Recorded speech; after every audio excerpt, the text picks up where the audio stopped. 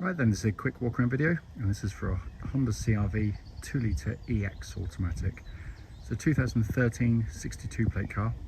It's covered just 64,000 miles. 2 owners from new and with a full service history. It is in absolutely lovely condition, this car. Go around it for you. Front of the car, nice and clean. Lights and lenses clear and intact. There's no cracks or condensation there. Bonnet of the car, extraordinarily clean. Any stone chips absolutely microscopic. Near side of the car, really smooth down the panels. Can't see any obvious indentations there. Near side front alloy in very good condition, especially for one that's closest to the curb. This side rear alloy, again, really clean. Bumper corners unmarked.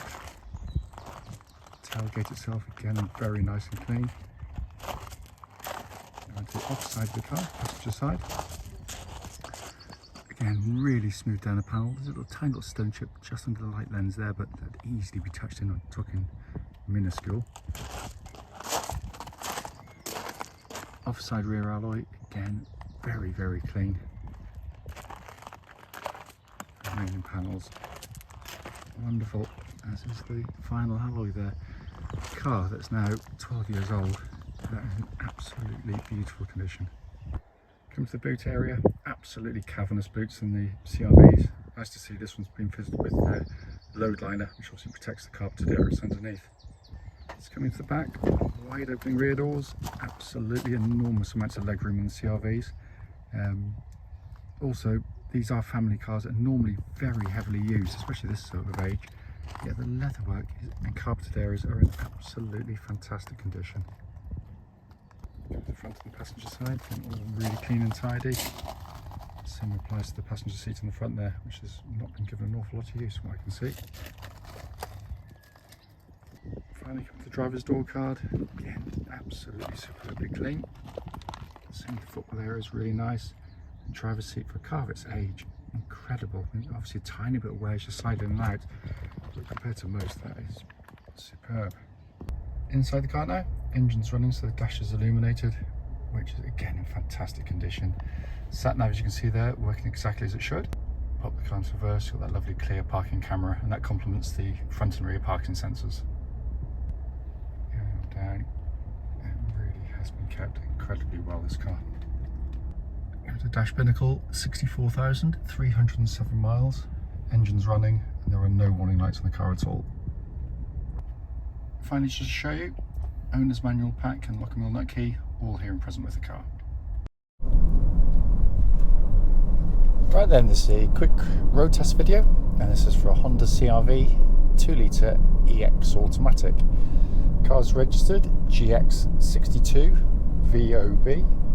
Mileage at the start of the road test is 64,301 miles. The reason we do these videos, and especially this bit, the road test section, is basically to ensure that if anyone's looking at any of the cars we're selling online, they get to see that very car actually in operation. Reason being is, like lots of people, we've been to see cars which look perfectly good in the photograph or description, but only to get in, jump in, drive it and find it's got an obvious fault, which can be really frustrating. So coming to the car, as you know, just 2 owners from new, lovely service history, and it's immediately obvious as soon as you drive the car because it just drives lovely. Push button start, engine starts instantly and settles to a smooth, even idle. There are no warning lights on the dashboard at all relating to the engine or any other part of the car actually. Temperature gauge running at a 3rd, which is exactly where it's meant to be on a Honda vehicle. Honda, without doubt, are the best builder of engines in the world in terms of kind of, if you just want reliability and longevity. In its class, it's, you know, top of the tree. It's cam chain driven, so there's no cam belts to have to worry about in it either. But more than that, it's just how it drives. It's just such a sweet-natured engine, flexible, powerful, keen to get up and rev.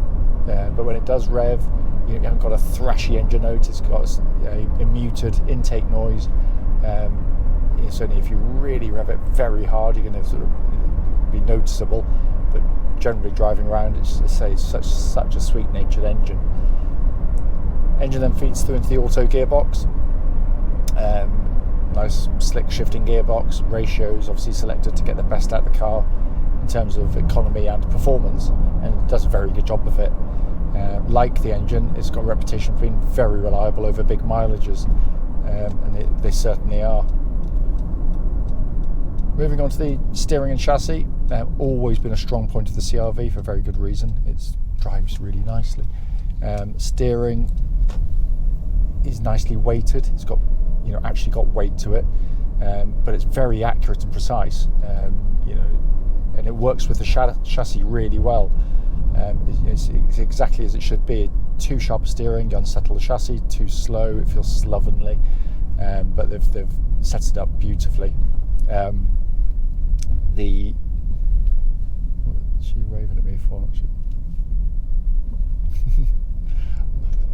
sure whether she was telling me off or saying thank you, but there we go. Sorry, I just realised I recognise her. That's probably why. There we are. Never mind. Yeah, the chassis, because basically, these are family cars. They're not sports cars, but they're set up to drive nicely, which it does.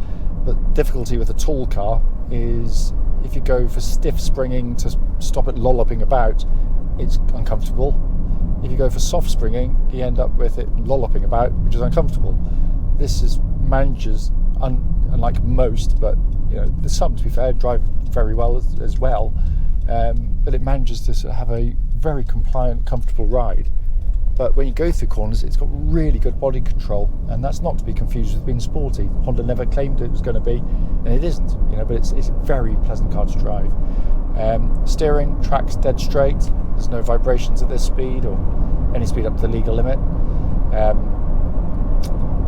Suspension likewise exhibits absolutely no clunks, rattles, anything at all. It's all in good order. And the brakes on the car are superb. They're powerful.